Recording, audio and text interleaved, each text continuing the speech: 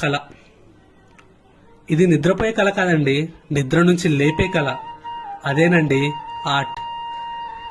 ఒక మహానుభావుడు అన్నట్టు కళ అనేది బ్రతుకునిచ్చేదే కాదు, బ్రతుకు నేర్పేది కూడా. పాపం దీని గిరాకే తగ్గిపోయింది ఈ రోజుల్లో. ఎందుకంటే భూమి డబ్బు చుట్టూ తిరుగుతుంది. డబ్బు కళను ఓడించి అదే రాజ్యం వెళ్తుంది.